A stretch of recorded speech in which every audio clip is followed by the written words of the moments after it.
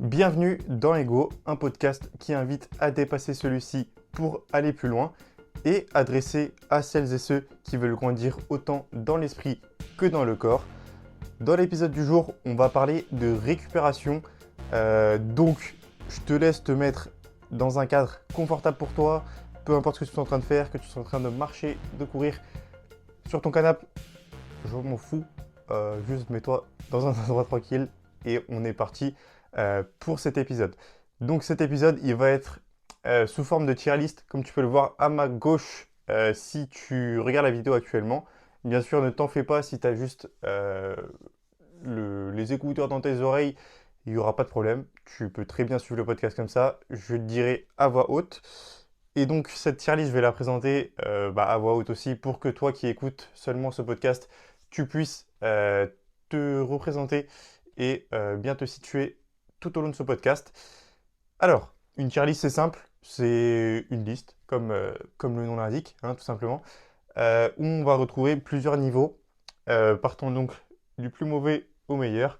Donc là, le meilleur, ça va être le rang S, ensuite on descend A, B, D, C.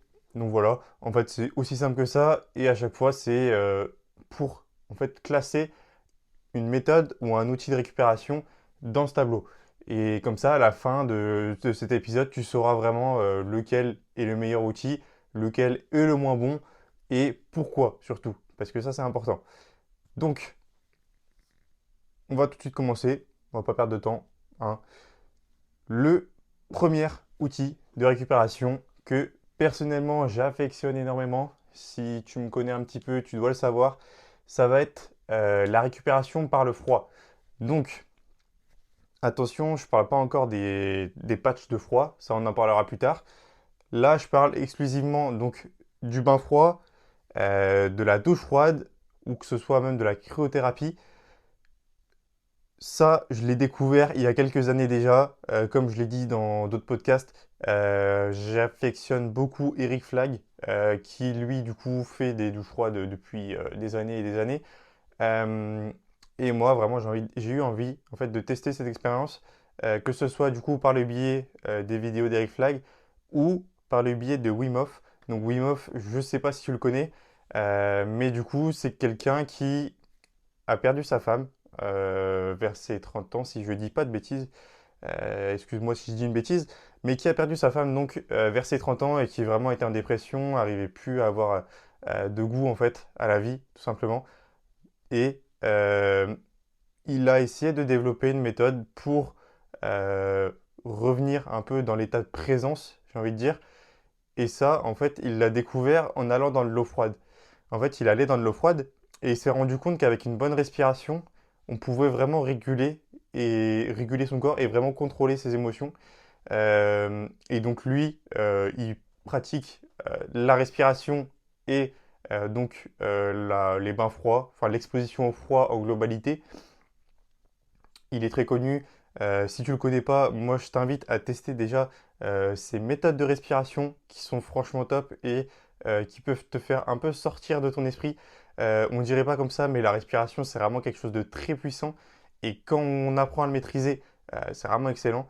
Moi je t'invite à lire un livre qui s'appelle Respirer de James Nestor, si je ne dis pas de bêtises. J'ai peut-être confondu avec un autre, mais en tout cas le livre ça s'appelle Respirer. Et on se rend compte en fait qu'on peut respirer mal alors qu'on n'y pense pas. Mais respirer, c'est un truc qu'on fait tous les jours, malgré tout. Donc, vaut mieux bien respirer, c'est un conseil. Vaut mieux bien respirer.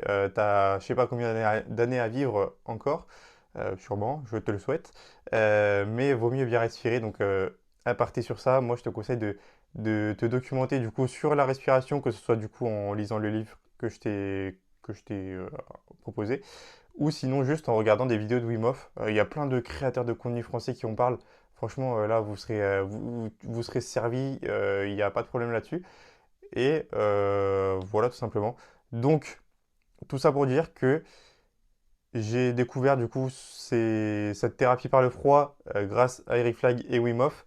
Euh, donc, quand je dis thérapie par le froid, eux, ils font surtout du coup des bains froids et des douches froides, pas de la cryothérapie, qui est du coup une méthode un peu plus avancée technologiquement, on va dire, et plus récente aussi. Ça s'inscrit plus dans les nouvelles ères. Actuellement, je sais que pas mal d'athlètes le font. Après, seulement cette méthode, c'est qu'il y a peu d'études dessus, comparé du coup au bain froid et aux douches froides où il n'y a pas énormément d'études dessus non plus. Et surtout, bah, la cryothérapie, c'est quand même quelque chose de beaucoup moins abordable que les bains froids ou les douches froides. Une douche froide, tout le monde peut en prendre une chez lui, honnêtement. Tant que tu as une douche, tu peux le faire. Et un bain froid, bah, si tu habites à côté de la mer, d'un lac ou autre chose, tu peux le faire. Sinon, tu t'achètes un bain froid, aussi simple que ça. Bon, je te l'accorde, si tu habites en appartement en plein Paris, c'est un peu compliqué, mais tu vois ce que je veux dire dans l'idée. Du coup, ouais, personnellement, moi, j'en fais depuis un peu plus de 2 ans actuellement des bains froids, si je dis pas de bêtises. Euh, j'ai commencé du coup en investissant dans un bain froid de 400 litres de la marque Nurkover. C'est pas partenariat, je sais pas quoi. Il y a plein de marques qui font ça. Mais du coup, ouais, un bain en fait en plastique tout simplement que j'avais mis dehors au début, mais que maintenant je mets à l'intérieur dans mon garage. Il fait pas plus froid que dehors que dans le garage.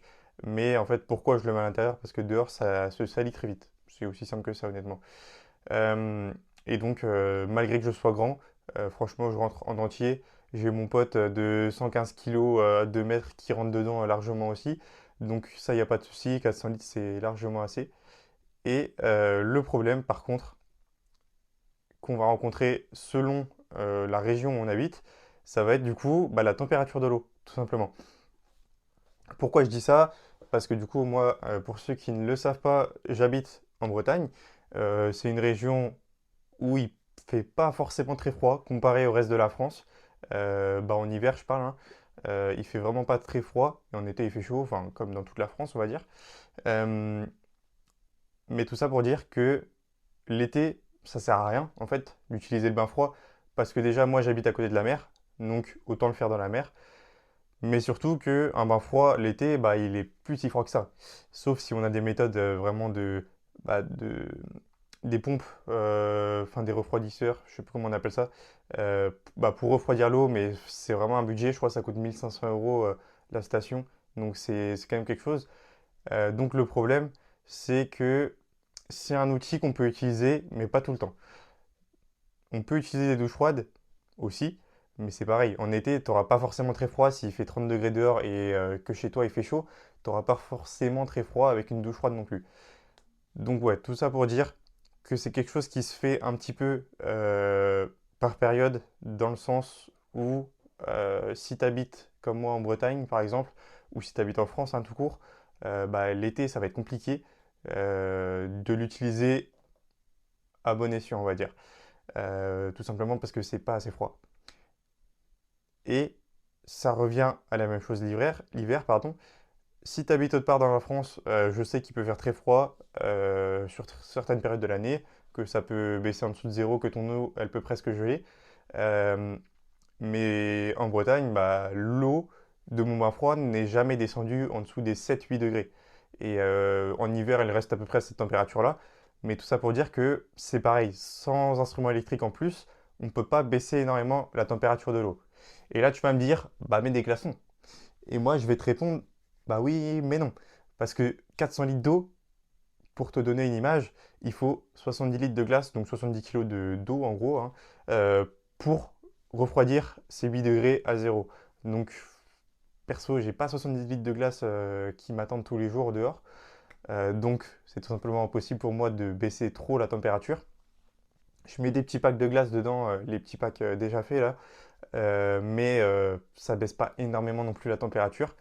Donc c'est juste ce problème-là, si on n'a pas de station électrique pour refroidir vraiment son bain, on ne peut pas descendre très très bas, hormis si on habite dans une région qui le permet. Voilà, ça je voulais faire une aparté là-dessus, parce que bah, c'est quand même important de savoir ça, je trouve, selon la région où on habite, forcément. Donc voilà, moi, au niveau de la fréquence, je tenais, enfin, du coup, l'été, j'en fais pas, vu que bah, je me baigne dans la mer simplement et que le bain froid n'est plus très froid. L'été, du coup, ouais, je me baigne juste dans la mer, tout simplement. Et l'hiver, enfin, l'hiver, quand il commence à faire plus froid, tout simplement, hein, je remplis du coup ce bain froid et je m'immerge au moins une fois par semaine. C'est vrai que c'est pas énorme, on peut faire largement plus, je vous l'accorde, mais au moins une fois par semaine. Et en termes de durée, ça va être entre 5 et 10 minutes, un truc comme ça. À 8 degrés, ça paraît pas si dur que ça, mais c'est vrai qu'en hiver, on se rend vite compte que finalement 8 degrés, c'est assez froid. Donc voilà. Euh, pour la petite anecdote, mon record, ça va être 28 minutes à 8 degrés.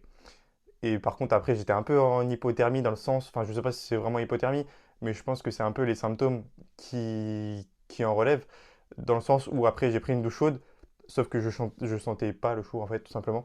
Donc, faire attention à ça. Et ça, justement, on va en venir après que je t'ai cité les différents bénéfices, tu vois, des bains froids. D'ailleurs, je t'invite à aller sur Instagram, j'ai fait un post là-dessus, où là, en gros, je vais te résumer à l'oral hein, ce qu'il y a dessus. Mais, euh, mais voilà.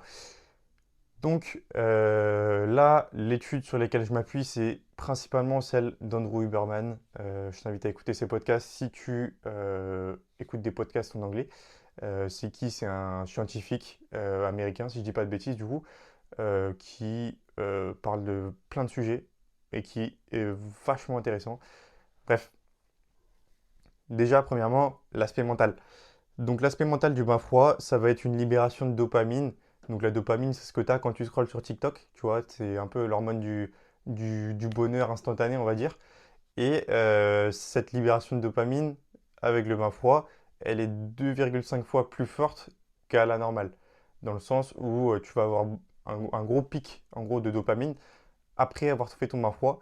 Et il faut savoir que ça dure sur plusieurs heures après. C'est pas quelque chose qui va te direct se baisser une fois que tu t'es séché et tout. Donc ça, c'est quelque chose qui est quand même intéressant sur le plan mental. En plus du coup, de la résilience mentale et de la résilience du stress.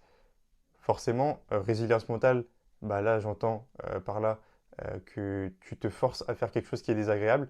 Ça a un impact sur ta vie.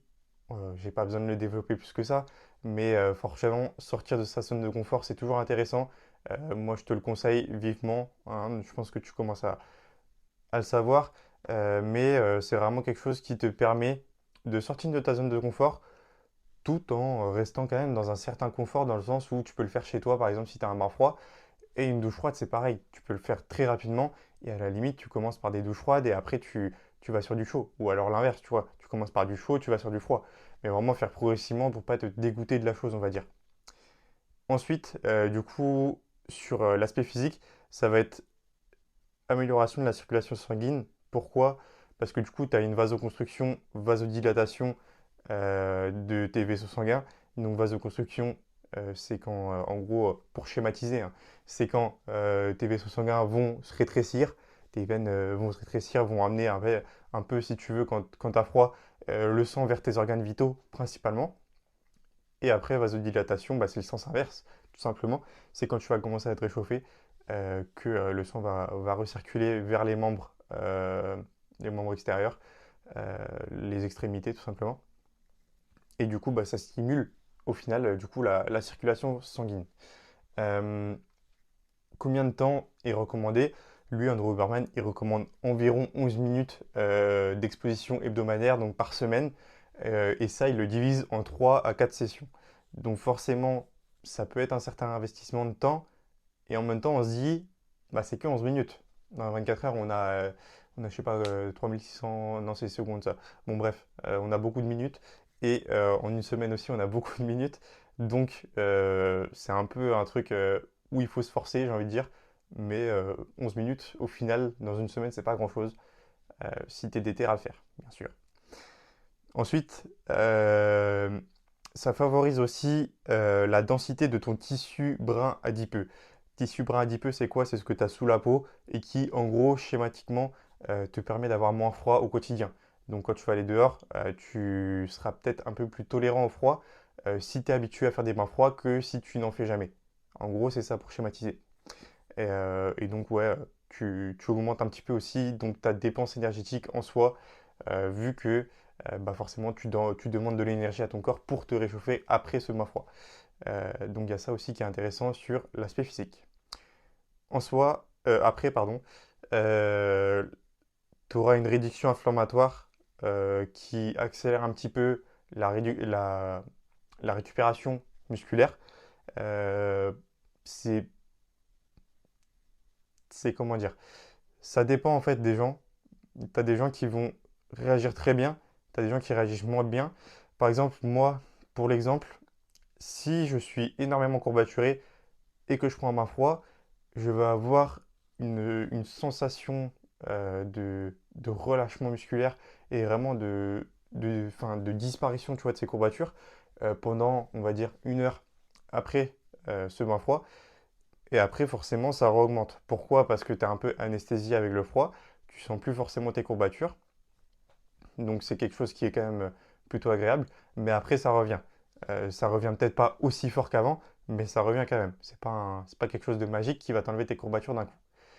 Euh, il faut savoir aussi que du coup, ça renforce le système immunitaire.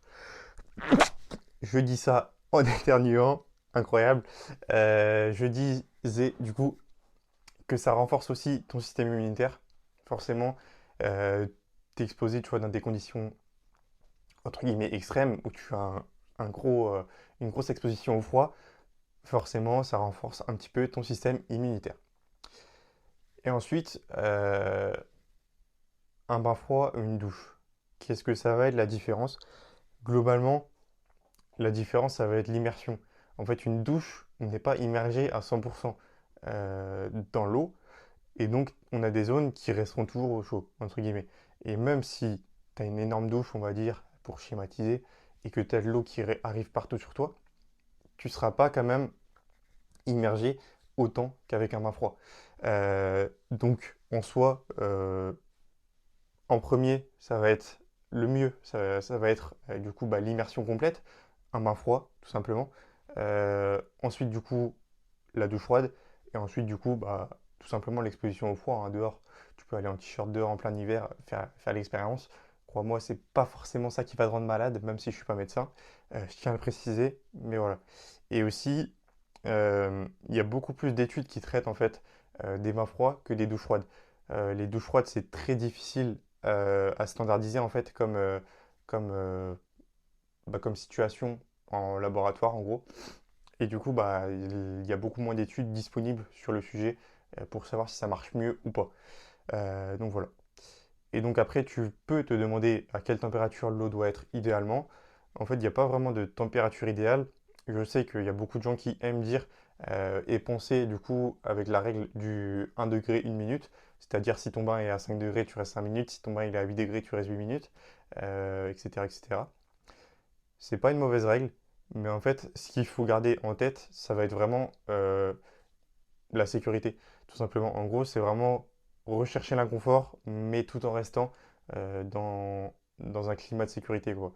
Va pas aller à 1 degré, tu vois, alors que tu n'as jamais fait de bain froid.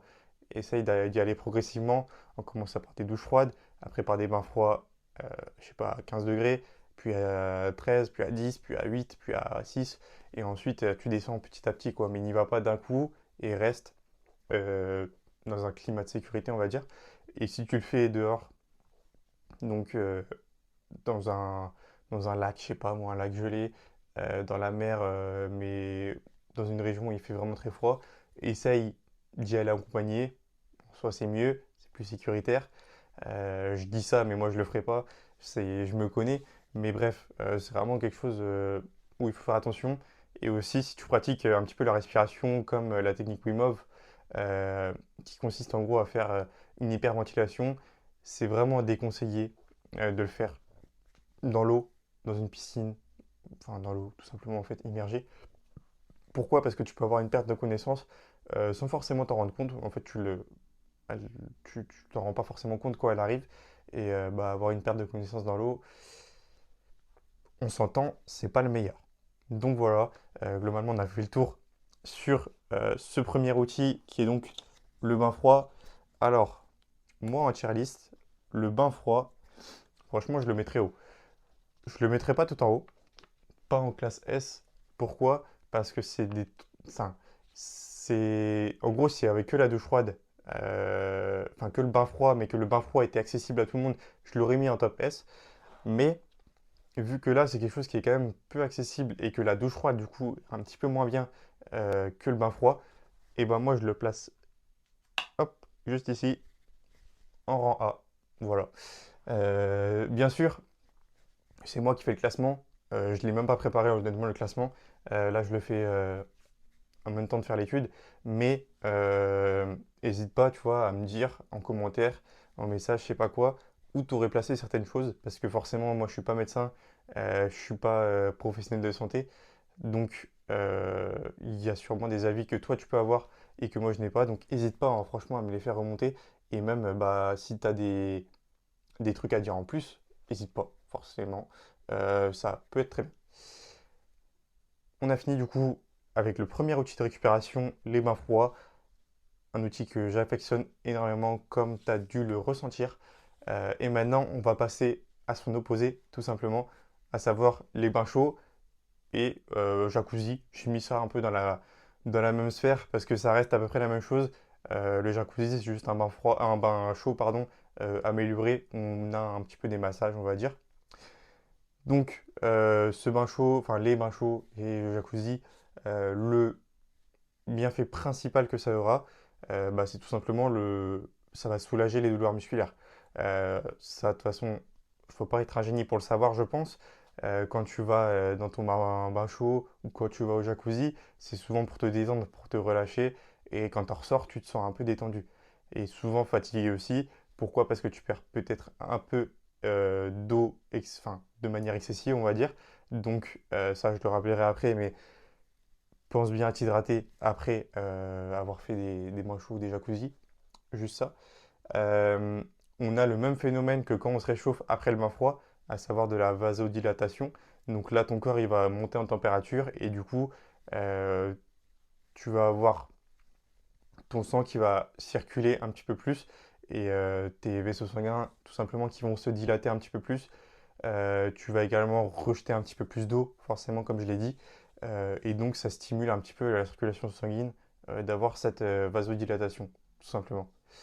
Ensuite, on a un point qui est quand même indéniable. Ça va être un point commun du coup avec le bain froid. Ça va être une réduction du stress et de l'anxiété, tout simplement. C'est un moment de détente. Normalement, un bain froid, un bain chaud, pardon, excusez-moi, excuse-moi. Euh, Ça va être un moment de détente normalement. Un jacuzzi encore plus, on s'entend. C'est un moment où normalement tu es au calme, tu es tranquille, t'as rien à faire. Tu profites juste du moment, tu déconnectes un peu le cerveau et tu profites, quoi, j'ai envie de dire. Donc c'est un moment où on peut vraiment bah, profiter pour, euh, pour être dans ses pensées ou pas, justement. Et vraiment, c'est un moment de détente qui peut réduire donc le stress et l'anxiété. Ce stress et cette anxiété en moins, ça va également favoriser un climat de détente. Et donc un climat de détente, ça favorise forcément le sommeil. Donc moi, je te conseille pas de le faire juste avant d'aller dormir parce que ça peut avoir des effets néfastes sur le sommeil, de le faire vraiment juste avant d'aller dormir. Surtout si tu as des cheveux longs, ça peut être des trucs très, très bêtes comme ça, mais des cheveux longs, ton corps, en fait, pour s'endormir, il a les cheveux mouillés, il voudra pas. Tu vois, c'est un peu schématique comme ça, mais c'est des trucs auxquels on peut ne pas forcément penser. Mais tu vois, évite de le faire 30 minutes avant d'aller dormir. Essaie de le faire quand même un peu avant. Mais par contre, ça va relaxer, te détendre avant d'aller dormir. Donc fais-le, on va dire, 1 heure avant d'aller dormir, au plus près, on va dire. Voilà. Donc globalement, il y a ça. Et ensuite, ça va être bah, comme le bain froid, des réductions de la sensation des courbatures. Attention, j'ai pas dit réduction des courbatures, c'est vraiment de la sensation des courbatures, donc dans le sens où ton muscle, quand il est chauffé un petit peu, ça réduit un petit peu tes sensations de courbature, tout simplement. En fait, tu sens moins que tu as des courbatures. Elles sont toujours là, hein, c'est pas magique, hein. Je le redis, hein, mais c'est pas magique. Tes courbatures sont toujours là, mais ça va vraiment détendre un petit peu ton muscle et notamment par en fait l'action de gravité entre guillemets qu'a un bain sur toi où tu flottes et t'as pas le poids de ton propre corps que tu subis. Et ça, c'est un truc auquel on peut ne pas penser directement, mais c'est quand même quelque chose bah, de très bénéfique en fait d'être délesté. C'est comme si je te mets à faire une traction à 40 kilos, si je te mets une traction à poids du corps, si je te mets une traction avec élastique, bah, celle avec élastique t'es délestée, forcément elle est plus facile que celle au poids du corps et celle à 40 kilos. On s'entend. Et donc, tout ça pour dire que bah, quand tu es dans ton bain, tu flottes forcément et du coup, bah, tu as moins le poids de la gravité sur toi, on va dire. Donc, globalement, ça va être ça pour bain chaud, jacuzzi. Jacuzzi, quand même mieux que le bain chaud, dans le sens où, bah, selon le jacuzzi que tu as des jets qui peuvent te permettre d'avoir des massages. Et les massages, c'est quelque chose de plutôt bénéfique, on y reviendra après. Mais, du coup, euh, on a fait le tour à peu près du bain chaud. On va pas s'attarder plus longtemps là-dessus, parce que c'est quand même quelque chose qui est assez connu. Excuse-moi pour ma voix, je suis un peu arrumé. Alors, le bain chaud, je le prends juste ici. Hop, j'ai pris une image de jacuzzi. C'est pareil, du coup, hein, vu qu'on était sur, euh, sur bain chaud et jacuzzi. Euh, Là, on va être à peu près sur la même chose, dans le sens où euh, c'est quelque chose qui n'est pas à la portée de tout le monde, dans le sens où déjà tout le monde n'a pas un jacuzzi, ça c'est sûr. Tout le monde n'a pas une baignoire, pardon, ça c'est sûr aussi.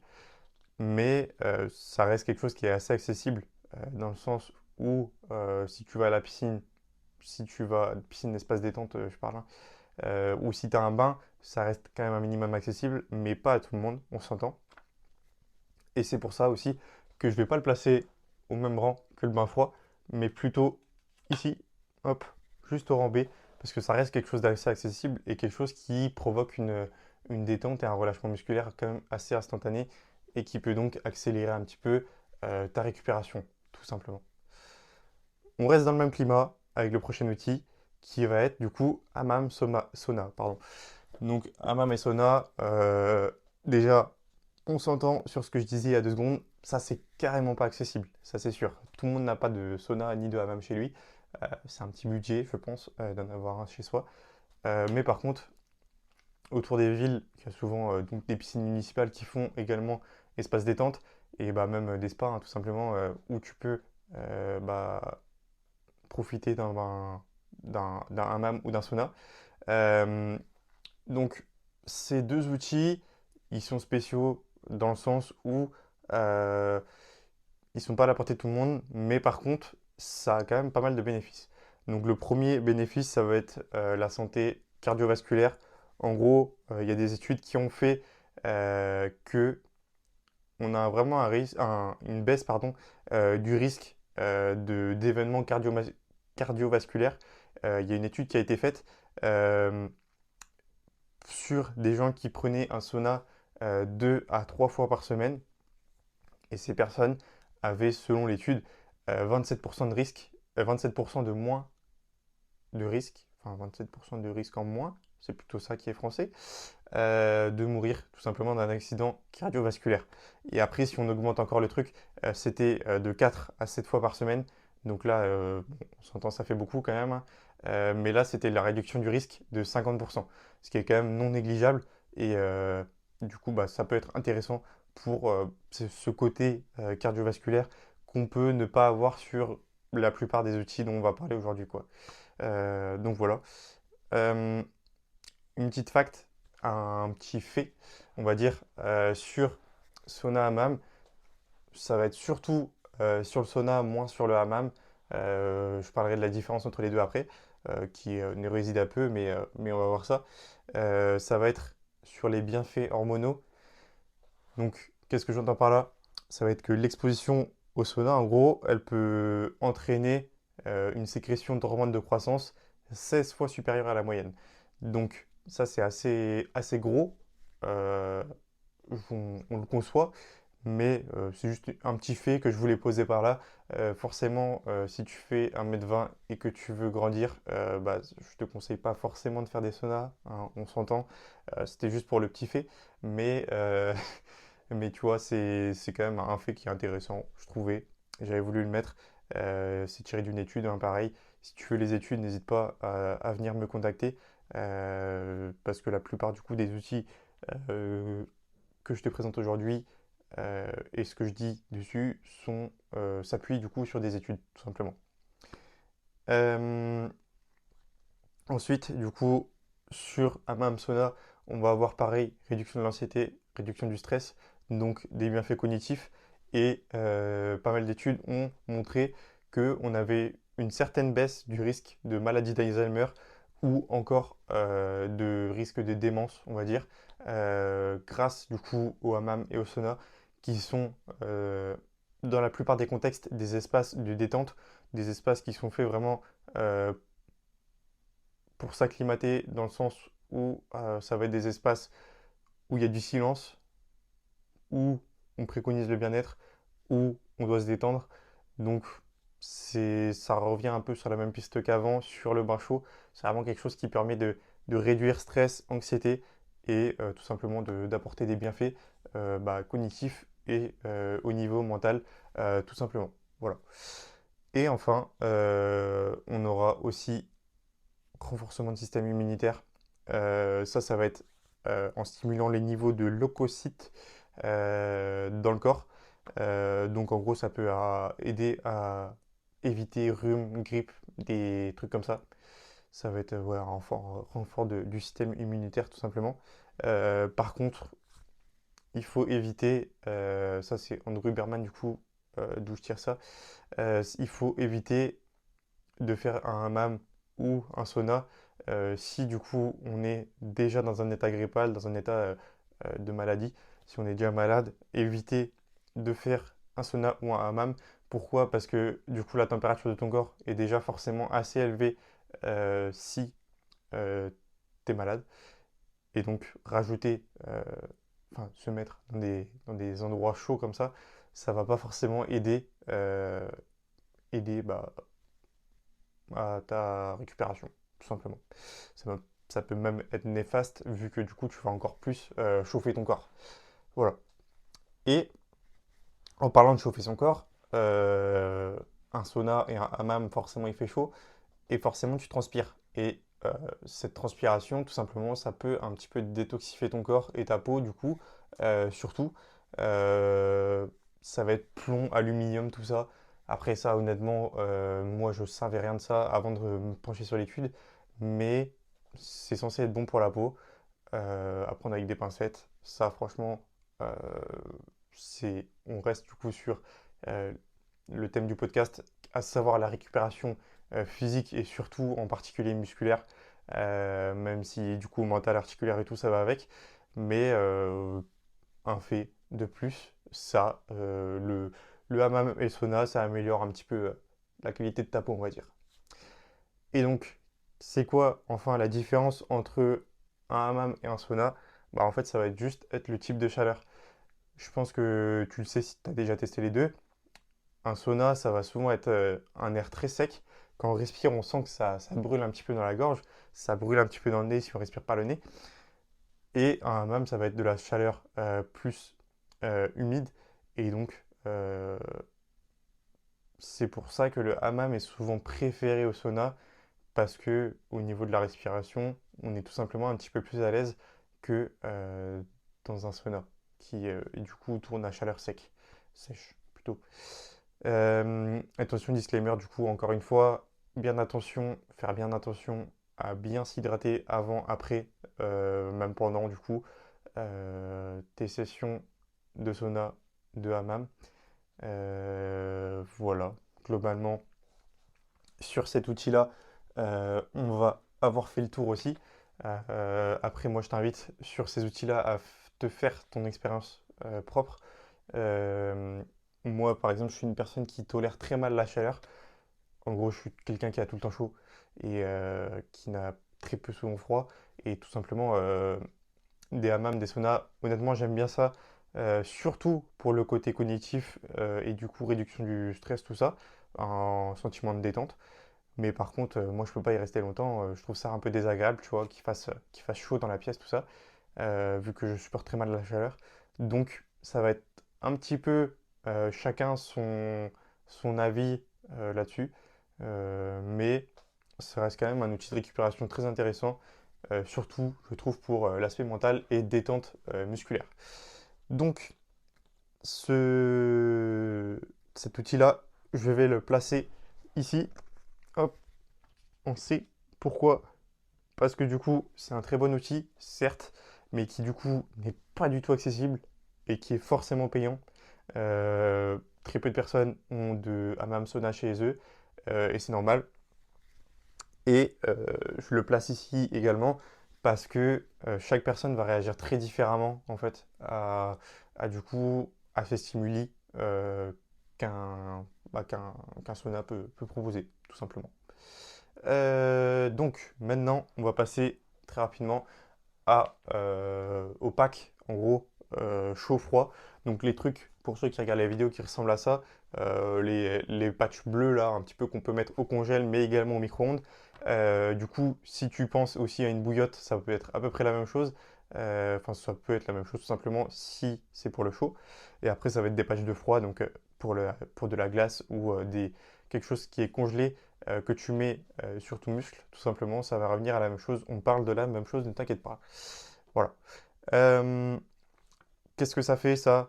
Bah, comme bain chaud, bain froid, si tu vas être sur un patch de froid, tu vas avoir vasoconstriction, donc euh, circulation sanguine améliorée, encore une fois. Si tu es sur du chaud, vasodilatation, tu vas avoir pareil, circulation sanguine améliorée. Quand est-ce qu'on utilise le froid? Quand est-ce qu'on utilise le chaud? Alors, les patchs de froid, ça va être hyper intéressant pour directement, en gros, après un choc, un traumatisme. Dans le sens où tu t'es fait mal quelque part. Sur le moment, dans la majorité des cas, le froid peut être très bénéfique, euh, mais que à court terme. Que à court terme, qu'est-ce que j'entends par là? Ça va être soit directement après le choc, soit à maximum 2 jours après le choc.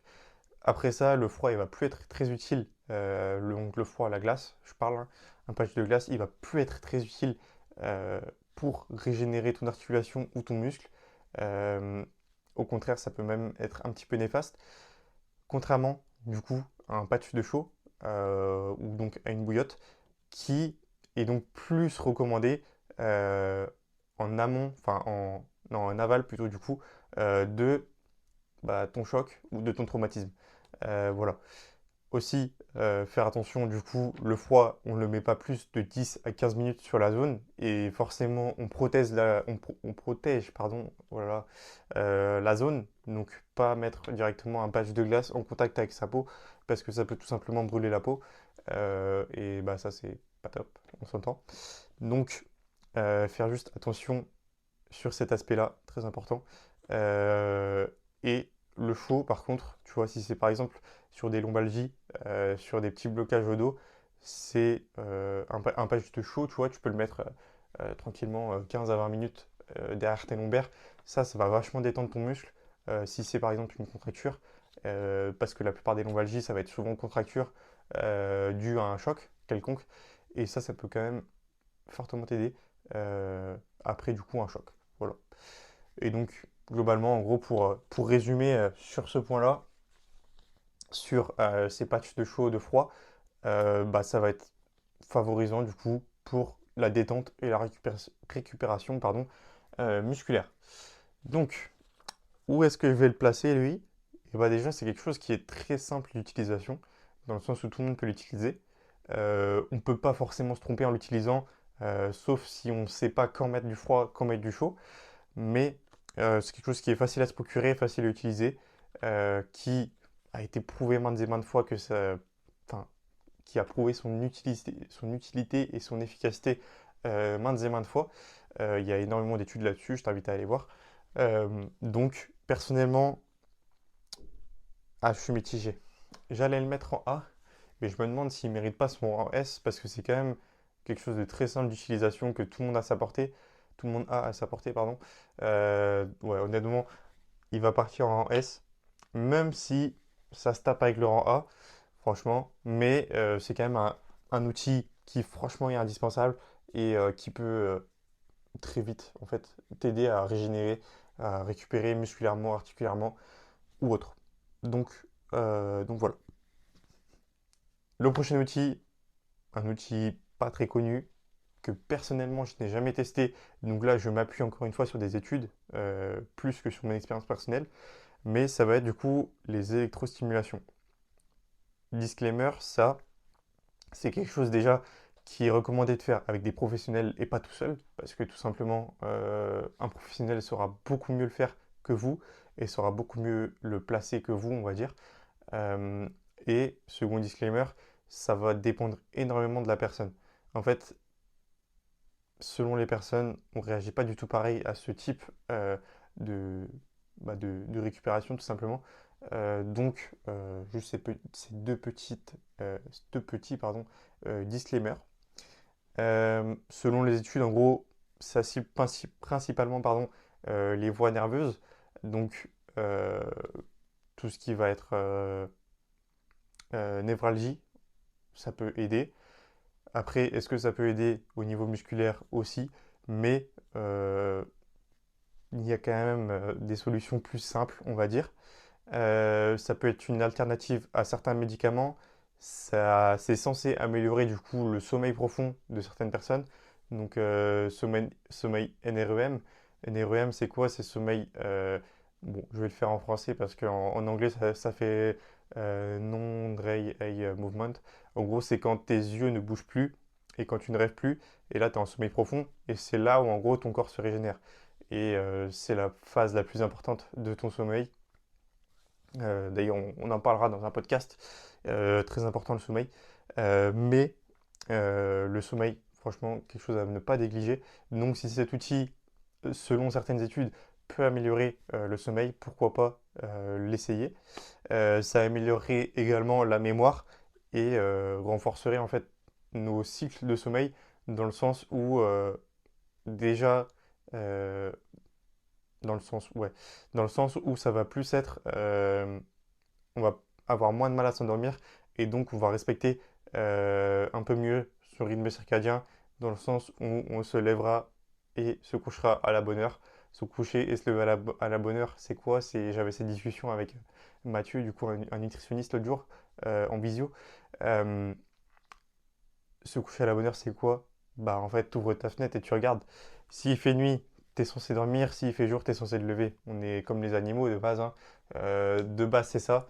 Après, bien sûr, ça va être plus complexe chez certaines personnes. On peut avoir, ça dépend énormément, mais ça, je ne vais pas approfondir plus que ça le sujet, parce que là, je peux t'en parler pendant des heures du sommeil. Mais voilà. Et enfin, ça peut augmenter dopamine, sérotonine. Sérotonine pour tout ce qui est gestion du stress, dopamine, tout ce qui est donc, on en parlait tout à l'heure, bonheur, on va dire, un petit peu, hein, sensation de bien-être. Et selon les études aussi, c'est déconseillé d'utiliser ces outils tout seul. Parce que du coup, bah, comme je le disais au début, il faut éviter, en fait, en bref, si c'est pas fait par un professionnel, si c'est pas fait par ouais, quelqu'un qui vraiment sait vraiment le faire. Et pour finir avec cet outil-là, il y a un gros manque d'études dessus, dans le sens où on a très peu d'infos dessus, on a très peu de tests en laboratoire qui ont été effectués dessus, et du coup, bah, on n'a pas euh, de réels éléments sur lesquels se fonder.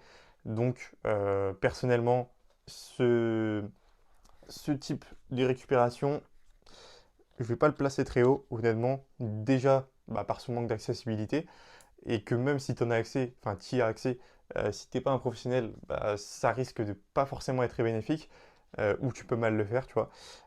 Donc celui-là, honnêtement, désolé, mais ça va être le premier en randé, hop, tout en bas. Non pas qu'il est nul, c'est pas ça que je veux dire, mais c'est que en fait, trop compliqué à gérer, trop compliqué à calibrer, vaut mieux le faire avec l'aide d'un professionnel. Ensuite, on passe au prochain outil, un outil que ceux qui me connaissent personnellement savent que j'affectionne beaucoup. Ça va être le cupping. Le cupping, c'est quoi? C'est les ventouses, tout simplement, en fait. Les ventouses, en gros, ça va être soit en verre, soit en silicone, et ça crée en gros bah, une succion de la peau. C'est souvent décrit comme vraiment un étirement un peu des tissus. Ça va être un petit peu ça, étirement profond surtout. Euh, La ventouse, elle chauffe l'air à l'intérieur en gros, soit à l'aide d'une pompe mécanique, ou soit à l'aide bah, du coup de ventouses intelligentes que je vais te présenter juste après, parce que du coup moi j'en ai une que j'utilise énormément et qui franchement est top. Euh, Ça peut du coup forcément faciliter la circulation sanguine. On le voit hein, forcément, il y a un gros afflux de sang dans la zone qui est bah, prise par la ventouse. Et donc favoriser en plus un petit peu la relaxation musculaire tout simplement. Donc pour l'histoire, les ventouses, ça vient de la médecine chinoise tout simplement. Et bah, du coup, comme je le disais avant, c'est décrit un peu comme un massage en fait, un massage profond des tissus et donc des muscles.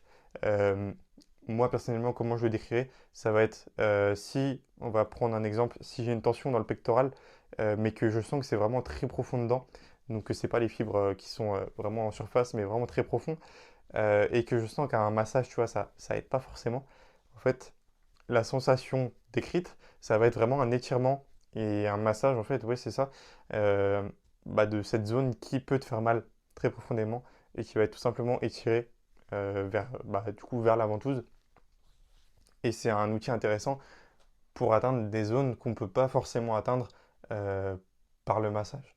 Après, ça dépend forcément. Si c'est un professionnel qui fait ton massage, ça va pas être la même chose que si c'est ta copine, par exemple. Voilà, c'est juste pour donner un exemple. Il y a des sportifs, beaucoup de sportifs qui l'utilisent. C'est énormément utilisé du coup en powerlifting, si tu t'y connais. C'est quand même pas mal utilisé. Après, ça va être sur des sports aussi comme la natation, où c'est énormément utilisé. Tu as Michael Phelps, Phelps, bon, je sais plus comment on dit son nom, bref, vous voyez de qui je parle, qui l'utilise en gros pour soulager principalement la raideur et améliorer la récupération musculaire euh, globale. Et lui aime bien l'intégrer à d'autres techniques comme l'acupuncture. L'acupuncture et dry needling, pardon, je ne l'ai pas inclus dans cette tier list. Pourquoi? Parce que c'est des techniques quand même beaucoup plus avancées et que tu peux pas pratiquer tout seul. Parce que là, la plupart des trucs, c'est des trucs qu'on peut pratiquer tout seul. Mais dry needling et acupuncture, il faut vraiment l'aide d'un professionnel. Je te conseille vivement pas de le faire tout seul. Donc voilà. Et donc, personnellement, ouais, j'en fais un usage hebdomadaire, honnêtement. J'en fais très très souvent des ventouses. Donc, pour toi qui as la vidéo, tu verras du coup ce que je te présente ici. C'est tout simplement la même marque que mon bain froid, Nurcover. Celle-là, je l'ai eu gratuit parce qu'il m'avait envoyé mon bain froid en retard pour l'anecdote. Euh, mais en gros, bah, comment ça marche? C'est tout simplement, tu as un bouton, tu appuies dessus. Et là, bah, du coup, on entend le bruit, hein. Mais ça va juste en fait tirer ta peau et ce qu'il y a dedans, ça va chauffer. Forcément, le bémol de le faire tout seul comme ça avec un truc intelligent, ça va être que tu n'en as qu'une et qu'il faut en acheter plusieurs si tu veux en faire plus. Et du coup, bah, c'est très long, ça peut être assez long à faire. Et en plus, ça fait du bruit. Ça fait quand même beaucoup de bruit, on l'a entendu, hein. Ça fait pas mal de bruit cette ventouse. Donc, moi, ce que je te conseille, ça va être si tu as un partenaire, un ou une partenaire qui peut t'aider à faire les ventouses euh, traditionnelles, on va dire, donc avec les ventouses en verre, d'en acheter tout simplement. Ça s'achète pas très cher sur Amazon, tout ça, où il doit y avoir des magasins spécialisés. Donc, ouais, si t'es pas tout seul, le faire avec du coup ton ou ta partenaire. Euh, voilà. Et par contre, si tu es tout seul, bah, peut-être d'investir plus dans une ventouse intelligente, vu que du coup tout seul c'est beaucoup plus simple qu'avec une pompe. Et enfin, le dernier truc que je préconise quand même, ça reste de le faire avec un professionnel, que ce soit ton kiné ou ton ostéo. Il y a énormément de kinés et d'ostéos qui font ça. Moi, mon ostéo, elle me fait ça. Et bah, c'est vrai que c'est vraiment top. Et c'est quelque chose aussi qui, si tu le fais avec un professionnel, et que le professionnel en question est formé sur la méthode, tu peux aussi faire de la ventouse glissée. Donc la ventouse glissée, c'est quoi? C'est tout simplement, on pose la ventouse, enfin on met de l'huile en fait sur la zone, on pose la ventouse, ça aspire, et après en fait on déplace la ventouse sur toute la zone où il y a de l'huile, et ça vient en fait vraiment détendre et étirer tous les tissus de la zone. Et personnellement, c'est un outil euh, que j'affectionne énormément et qui, je pense également, disclaimer, selon les personnes, n'a pas le même résultat, on va dire. Donc, euh, je vais prendre, hop, le petit papier et où est-ce que je vais le classer. Pour rappel, pour si tu m'écoutes là, euh, le classement actuellement, en partant du bas, on a l'électrostimulation en rang D. Ensuite, en rang C, on a sauna, hammam. En rang B, on a bain chaud, jacuzzi. Ensuite, en rang A, on a douche froide, bain froid et cryothérapie en gros, hein. Et enfin, en rang S, du coup, tout en haut, on a les packs de chaud, packs de froid, tout simplement. Voilà. Et donc là, les ventouses, où est-ce que je le mets? Ça va être difficile en soi. J'aimerais bien le mettre en A, parce que moi, personnellement, je suis un peu biaisé vu que c'est quelque chose que j'utilise énormément. Euh, mais en même temps, c'est pas super accessible. Donc, j'hésite un petit peu. Honnêtement, pour l'instant, on va le mettre entre les deux, entre A et B, vu que j'arrive pas à me décider. Est-ce que j'arriverai à me décider? On verra. Mais pour l'instant, on le met ici. Voilà, voilà. Prochain outil, et pas des moindres, on va parler donc de la mobilité. La mobilité, attention à ne pas confondre avec du coup les assouplissements, la souplesse, tout ça. Donc tout ce qui va rester passif. Pour le décrire très simplement, la mobilité, c'est quoi? C'est la recherche d'une amplitude maximale, mais tout en générant une production de force, contrairement du coup donc à la souplesse, qui va être vraiment quelque chose de passif, où on ne va pas générer de force du tout. Voilà. Euh, Avant de commencer là-dessus, hop, je vais te parler de cette Bible, la Bible de la mobilité. Hop, si tu as donc la vidéo, tu verras le livre. Sinon, il n'y a pas de souci, je te donne le titre tout de suite, qui est donc Becoming a Supple Leopard. Donc, en gros, devenir un léopard souple. Pourquoi? Bah, parce qu'un léopard, c'est souple, hein, comme un chat, tout simplement. Et vraiment, c'est la Bible de la mobilité que je te conseille vivement. C'est un gros pavé, ok, mais franchement, il est très bien. C'est décrit donc comme le guide ultime pour diminuer les douleurs, prévenir les blessures et optimiser la performance sportive. Et donc, c'est fait par le docteur Kelly Starrett. Je ne sais pas si on dit comme ça, mais voilà. C'est en français, hein, au cas où. Et moi, je te la conseille. Je te conseille vivement ce livre qui est vraiment très pédagogique et qui explore vraiment en profondeur la mobilité. Donc, quand je parle de mobilité, je parle de quoi? Je parle autant des balles de massage que tu peux retrouver ici. Hop, si tu as la caméra, je te montre à quoi ça ressemble. C'est tout simplement des balles de massage de yoga. Hop, ça ressemble à ça, c'est des balles rondes. Des balles, des rouleaux de massage, tout simplement, des élastiques, des bandes voodoo de flossing.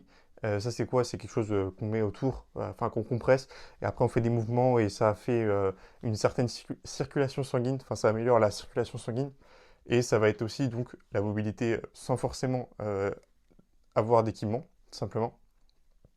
Euh, la mobilité conseillée par du coup le docteur Kelly Starrett, lui, en gros, il conseille de faire au grand minimum, vraiment, il dit au grand minimum, vu qu'on est humain et qu'on doit bouger, de traiter en gros 3 zones par jour avec par zone 2 minutes minimum. Donc en gros, c'est quoi? C'est se concentrer sur quelques zones principales, donc que ce soit la nuque, que ce soit les genoux, que ce soit autre part, se concentrer vraiment sur au minimum 3 zones par jour et consacrer au minimum 2 minutes à ces zones-là. Lui, il, euh, il, euh, il préconise ça pour de la relaxation, de la récupération, mais également en fait juste pour la vie quotidienne. En fait, être bien dans son corps, être vraiment mobile, tout simplement en fait. C'est vraiment le but de la mobilité. Pour lui, euh, honnêtement, la mobilité, je pense que tu en connais déjà un rayon là-dessus. On s'en sert beaucoup en réhab, en préhab, dans le sport. Et c'est vraiment quelque chose que tous les sportifs utilisent, que ce soit pour de la préparation physique, juste pour s'améliorer sur son sport spécifiquement. C'est quelque chose d'indispensable, honnêtement, la mobilité. Euh, et c'est quelque chose qui est trop peu connu et un peu trop sous-coté à mon goût. Donc moi, je te conseille vraiment de te renseigner en fait personnellement sur ça. Euh, Honnêtement, là, si je t'en parle, je pourrais te parler pendant 1 heure ou 2 de ça. Ça va être comme le sommeil dont je parlais tout à l'heure. Euh, mais c'est vraiment quelque chose à ne pas négliger. Et c'est pour ça, en fait, que sur cette partie-là, je vais même pas chercher plus que ça à tergiverser en soi. La mobilité, c'est quelque chose d'essentiel, que ce soit en récupération, en juste en entretien en soi de soi et de son corps. Ça va être quelque chose de vraiment hyper essentiel et de fondamental. Et donc tu te doutes, bah, je vais pas le placer en D lui, je vais vraiment le placer rang S directement, ça c'est sûr. Mobilité, le meilleur outil pour moi pour la récupération, tout simplement, parce que tu récupères pas en te foutant sur ton canapé et en ne rien foutant, tout simplement, enfin en faisant, enfin, t'as compris. Euh, Tu récupères tout simplement par le mouvement. Il faut bouger pour faire travailler son corps et pour le faire récupérer un minimum. Voilà. Et donc, en parallèle à ça, donc, on passe aux assouplissements passifs en second outil, qui est souvent considéré comme inutile, en fait, par les études en globalité, et notamment par l'auteur du livre que je viens de vous présenter, de te présenter. Euh, c'est quelque chose qui peut être considéré de vraiment inutile dans le sens où en fait, dans la vie de tous les jours, ça va pas te servir. Où ça va te servir, ça va être quand tu recherches de l'amplitude passive, euh, mais honnêtement, dans la vie de tous les jours, bah, tu la recherches quasiment jamais. Si tu te penches pour récupérer un objet, tu vas te dire, bah si, regarde, là, je me penche, je fais de la souplesse, quoi, entre guillemets, pour la récupérer. Mais en fait, non, parce que tu as tous tes muscles qui sont activés avec, on va dire. Donc c'est vraiment quelque chose qui est trop peu fonctionnel euh, comme outil, on va dire, et qui n'est pas forcément utile du coup avant un training, mais après une séance, ça peut être utile pour la sensation de détente notamment en fait que ça peut procurer et de un peu relaxation musculaire. Même s'il faut faire attention, tu vois, si tu viens de taper 10 squats à 180 kg, t'étires pas directement, tu vas te déglinguer un muscle, ça c'est sûr et certain. Donc faire attention juste avec ça, disclaimer. Mais voilà, en gros, ça va être utile soit après l'entraînement pour un petit peu la récupération, ou sinon ça va être utile pour, enfin, si tu veux en fait développer ton amplitude passive, tout simplement. Si tu veux développer une grande souplesse et t'impressionner toi-même ou impressionner quelqu'un en faisant un grand écart ou je sais pas quoi en touchant tes pieds, ça peut être quelque chose de très intéressant honnêtement, hein. Mais à part ça, vu que là, du coup, on traite vraiment de la récupération musculaire en elle-même, ça va pas être plus intéressant que ça, même si c'est pas inutile. C'est pour ça, du coup, que les assouplissements, les étirements passifs, je vais pas les placer en rang D non plus, parce que c'est quand même quelque chose qui est très utilisé. Mais je vais les placer en rang C, parce que c'est quelque chose qui est très accessible, hein, on s'entend, euh, mais qui est beaucoup trop surcoté en fait. Et, euh, et voilà, quoi, tout simplement. Prochain outil, on passe au pistolet de massage. Donc, pistolet de massage, si tu regardes la vidéo, hop, je te montre à quoi ça ressemble. J'en ai un devant moi, hop, hop, de la marque Jolt. Voilà, c'est une marque française. Ça, si tu le souhaites, ça marche comment? En gros, tu as différents embouts. Je vais en prendre un au pif. Hop, le plus connu, celui-ci. Hop, on emboîte, on appuie sur le bouton, on a plusieurs vitesses. Et voilà, quoi, en gros. Euh, Est-ce que c'est bien? Est-ce que c'est pas bien? On va le découvrir ensemble tout de suite. Alors, tout simplement, en gros, un pistolet de massage, ça va accélérer un petit peu la récupération musculaire. Quand même, en créant des micro-lésions, c'est un peu comme du coup en mobilité, où on fait pas mal aussi d'écrasement, hein. Ça, j'en ai pas parlé, mais c'est vrai qu'en mobilité, on peut faire pas mal d'écrasement, que ce soit avec une barre, avec des rouleaux, et donc avec les balles en, en l'occurrence. Euh, mais ça va vraiment améliorer en fait la récupération musculaire, de masser et d'écraser un petit peu une zone, tout simplement. Ça relâche également les tensions et le stress. Donc ça peut être très intéressant aussi dans un aspect, dans une logique donc de récupération, tout simplement. Euh, Ça traite vraiment les muscles profonds, hein, un pistolet de massage, parce que ça va faire vraiment vibrer toute une zone en fait. Et ça peut être assez profond selon l'embout du coup qu'on utilise. Franchement là dans le mien il y a 6 embouts qui sont chacun normalement spécifiques à certaines zones euh, et qui sont plus ou moins durs. pour favoriser certaines zones notamment. C'est un outil où il faut faire attention juste de ne pas passer sur les os parce que c'est très désagréable, ça fait mal et bah, c'est dangereux presque en fait.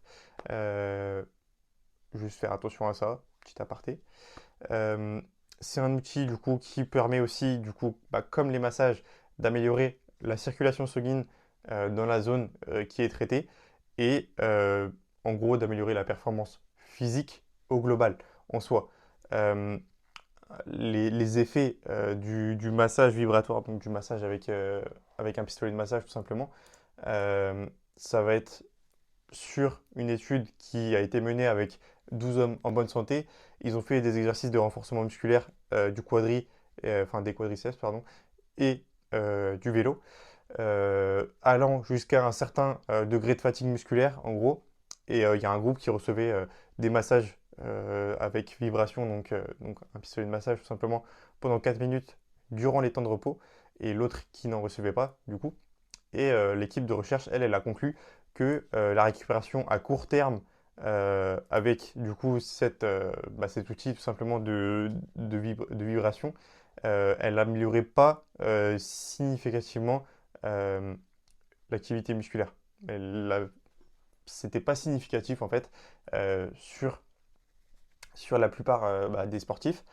Et une autre étude qui est appelée l'effet de Theragun, je ne sais pas comment on le dit, Theragun je pense, ou Theragun, je ne sais pas trop, mais sur la récupération musculaire en gros, et sur la performance pendant des développés couchés, un sport en force du coup plutôt. Euh, Il n'y a vraiment aucune différence en fait qui a été observée sur les variables de vitesse et de force. Et un petit peu par contre sur le contrôle de la fatigue. En gros, ceux qui avaient reçu du coup pendant les temps de repos des pistolets de massage, ils étaient capables de faire un petit peu plus de répétitions, mais c'est quelque chose vraiment de marginal, donc de très petit, qui a pas vraiment été énormément démontré. Mon avis personnel sur les pistolets de massage, il n'est pas forcément très positif. J'en ai un, mais franchement, en vrai, je regrette pas l'achat parce que ça me sert quand même. Mais c'est quelque chose d'un peu surcoté et qui n'est pas forcément accessible. Il y a des versions plus petites que le mien, des mini pistolets de massage qui peuvent être utiles. Mais honnêtement, si on le fait tout seul, je classerai pas ça comme très utile. Par contre, chez un professionnel, chez un kiné, il y a énormément de kinés qui utilisent ça. Là, par contre, ça peut être vraiment très utile. Donc, globalement, c'est un peu le tour de cet outil-là. Euh, Ce qu'il faut en retenir, c'est que c'est pas un mauvais outil. Euh, il y a peu de preuves scientifiques qui démontrent vraiment que ça marche. Donc ça, c'est un point négatif. Après, par contre, si c'est utilisé par les mains d'un professionnel, là, par contre, mon avis, tu vois, il peut changer un petit peu sur cet outil. Euh, Ça peut être vraiment quelque chose enfin, ouais, d'utile, quoi, en gros.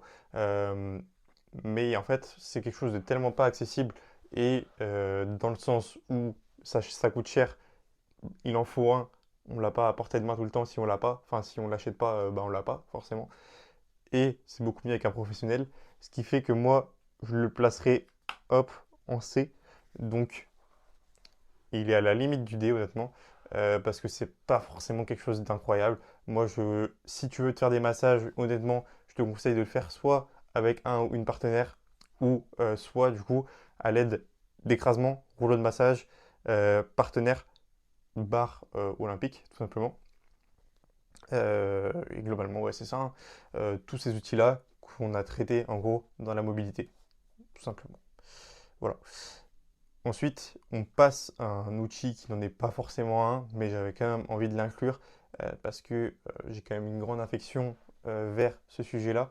Ça va être tout simplement la marche, donc la récupération par la marche, marcher tout simplement en fait.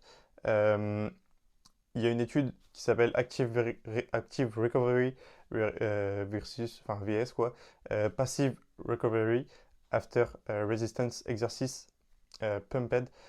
Donc en gros, ça va être la résistance, enfin l'activation de la récupération euh, si on récupère de manière passive, donc en ne faisant rien, en s'allongeant sur un canapé par exemple, pour schématiser, ou du coup en allant marcher. Euh, donc cette étude, elle a été faite sur des adultes entraînés, et en gros, ceux qui marchaient, c'était une marche légère après la séance, après leur séance jambes, donc d'hypertrophie, par rapport du coup à d'autres adultes entraînés qui faisaient un repos complet. Et donc les résultats, ça a été que la marche légère, ça a entraîné une récupération pardon, subjective plus rapide. Donc en gros, c'était surtout moins de raideur et moins de douleur, tu vois, de type courbature, en gros, on va dire. Euh, et ça avait aucun effet négatif sur la force ou l'hypertrophie. Donc, pour résumer, c'est quelque chose qui était vraiment très positif sur la plupart des adultes entraînés. Euh, c'est en gros la marche, si tu veux, ça accélère pas miraculeusement la récupération musculaire, mais ça améliore par contre le confort, réduit légèrement les courbatures sur le moment et ça permet de rester actif en fait, tout simplement, sans surcharger ses muscles. D'ailleurs, je fais une aparté là-dessus, ça peut être et c'est euh, une alternative très bonne pour les gens qui veulent perdre du poids, de marcher en fait en plus de leur séance pour augmenter en fait tout simplement leurs dépenses caloriques sans se surcharger, tout simplement. En gros, pour résumer, c'est une alternative sûre au repos qui est complète euh, pour, euh, pour récupérer en fait tout simplement après des squats ou des renforcements de jambes. Et c'est bien moins risqué que, je sais pas, aller courir, faire du jogging, quoi. D'ailleurs, la course, c'est un outil que j'ai voulu inclure dans la liste, mais qui en fait, après recherche et études, euh, en fait, il y a très peu de... En fait, tellement il y a de traumatisme, ça va pas forcément améliorer la récupération musculaire globale, mais par contre, c'est un très bon outil pour le cardio, tout ça, je dis pas le contraire. Mais là, vu qu'on est plus sur la récupération musculaire après des exercices un peu plus d'hypertrophie, on va dire, et de recrutement musculaire pur, enfin pur, quand je dis pur, c'est plus dans la force, on va dire, c'était moins intéressant. Et, euh, donc, euh, et donc voilà, quoi, ça va être vraiment un outil intéressant, la marche après une séance et pour récupérer tout simplement.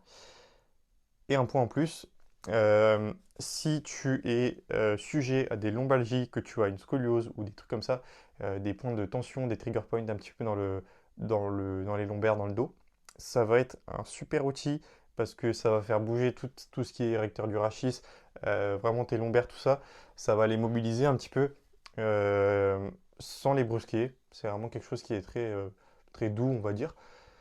Donc tu vas mobiliser pardon, ces parties et tu peux vraiment récupérer beaucoup plus vite au niveau de tes lombalgies si tu utilises cet outil qui est accessible à tous, qui est donc la marche. Et donc la marche, où est-ce que je vais la placer? Je vais honnêtement la placer au rang S, tout simplement parce que c'est vraiment le truc le plus accessible du monde. On ne peut pas faire plus accessible, honnêtement, dans cette liste que la marche. C'est quelque chose qui est accessible à tous, partout, n'importe quand, quasiment. Donc honnêtement, il n'y a pas d'excuse pour ne pas en faire. Donc, pour toi qui m'écoutes simplement et qui ne regarde pas la vidéo, je te fais un rapide résumé pour l'instant du coup des scores. On va être tout en bas en rang D, on a toujours juste l'électrostimulation. En rang C, juste au-dessus, on va avoir du coup sauna hammam, suivi des assouplissements passifs et du pistolet de massage tout simplement. En rang B, on va avoir le jacuzzi et les bains chauds.